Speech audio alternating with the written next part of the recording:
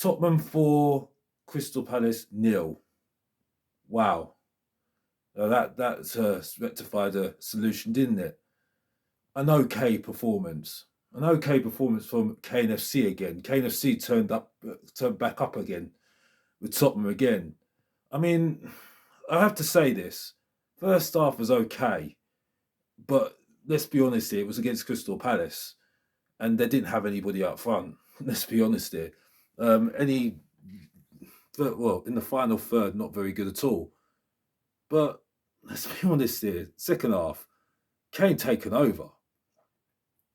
Basically, if Kane wasn't in that game, we don't win the game. I've heard a lot of waffle about Gil. Oh my gosh. This guy, he does a simple pass to Kane for the second goal, and that's the best pass in the world. I mean, Kane basically asked him to just make the simple pass to him, and that was it. But to be honest with you, he's not that great. Again, he gets knocked off the ball easily. He does have a bit about him, but for me, again, I think people going over the top about this guy completely. And again, we've got the bad end of a deal, and the amount of wages this guy is on, I'm just not seeing anything. He gets knocked off the ball too easily, way too easily for me. I really did want to do a video like this again because, like, as I said, I've been trying to refresh myself, restart myself, and release some new sides on Mr. Box Office, the main event. The main event, because I like to talk my truth, but also I like to talk about the good truth about this team. Well, the past about this team. That's why you're going to get some new content, because at the moment, I'm not interested in what's going on at the moment. It's a pragmatic team at the moment. Yes, there's a good play. Second goal was quite good from Kane, taking it really well. The first goal from Perisic is fantastic cross, absolutely beautiful cross for Kane, and Kane just basically just needs to just head it in. Absolutely brilliant there. But again, in context, you can see there's still a lot to be desired. Yes, we have got players missing, but it just shows you how weak the squad is. And that's it. Now, again, it's against a team like Crystal Palace. Son, he's just devoid of the confidence. I don't know what's going on. I think it's also about the squad, about the team. One positive, though, and I will say this, Sarr, now he's looking strong. He is looking positive. Now, we're not going to go over the top about him, but there is some good,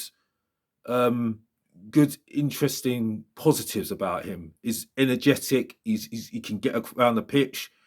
For me, he's very fluid as well. There is a lot of positives about him, and to be honest, maybe because of injuries with Skip, I think he's doing better than Skip, and I would try more often. He did impress me. He has been very impressive while he's been playing for Tottenham. I think he's got a lot more about him than a lot of our midfielders, to be fair, and maybe even better than, maybe a little bit better than a bit of Basuma. But again, we'll have to see how that goes. But for me, he has been impressive. He has been impressive. I'm still not.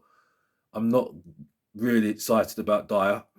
If you think that's a great defender, I don't know what you're talking about. Doherty, I'm sorry, I'm not getting it. I'm just not getting it at all. Yes, he's doing okay again, but it's just as much of a muchness really for me. But again, it's just put things in perspective. It's Crystal Palace. Yes, it's a hard game away from home. We did well to get the 4-0 win, but I think when you get 2 goals, the game opens up. Players become more relaxed, and that's what kind of happened today. And when you've got a class player like Harry Kane, there's still question marks on Harry Kane. Let's not get it right. He has not turned up in finals, and the time is ticking.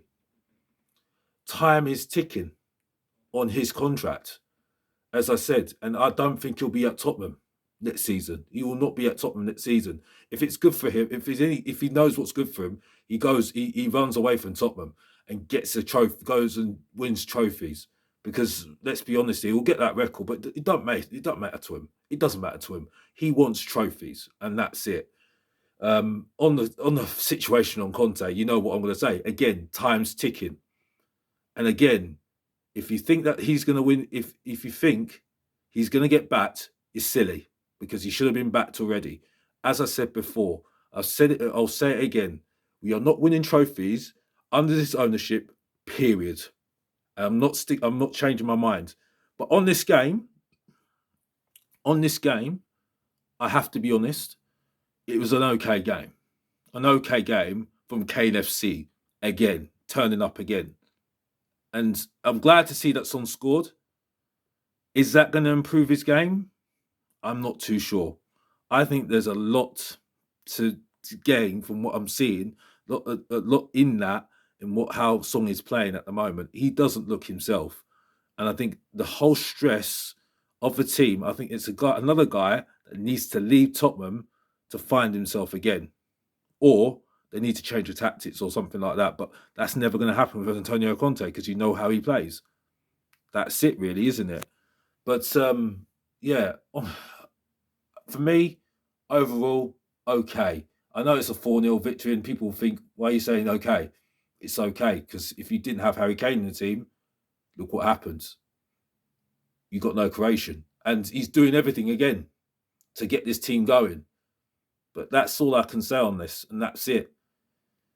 And it's not really exciting anyway, but we still big up to Conte. And now I hear people singing his name, all hypocrites, because they're all saying that he needs to get out of the club.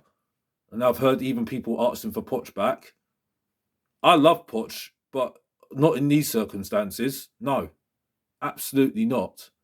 But that just sums up Tottenham.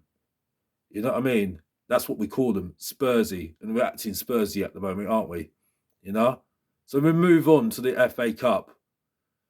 And surprisingly, after that, then we've got the North London Derby, which I do think we've got a chance after watching Arteta quaking his boots and acting so silly on the touchline. And it just looks to me that he's a guy that can't handle the pressure when it's on him. And that's it. So if Antonio Conte's got good tactics, I think he can get at Arsenal. But it don't mean that we're a very good team. It just shows you how average the league is, and that's it. And then people keep on banging on about, what Liverpool are doing right now, what Chelsea are doing right now. Well, let's be honest here. We can't really bang on to them right now because we don't win trophies. Until we start winning trophies, we can start talking. You know what I mean? So I think Tottenham fans need to get some reality check, and that's it. And that's coming from the one, the only, Alex THSC. And if you don't know, get to know. And like I said before, it's been trying to refresh himself, restart himself, and reset, and even release some new sides of him, which should coming soon. Some new sides of him, showing some new content that you're going to see a different side to Mr. Box Office about Tottenham. Some good things about Tottenham, some bang average things about Tottenham, and the worst things about Tottenham. And that's coming soon as well. Just to give you a little teaser, a little bit of a teaser. But anyway, I digressed. But on this game, good on Tottenham. Come on, Tottenham. And as I said before, if you don't know, get to know. And Mr. Box Office is out of here. Take care. Bye-bye.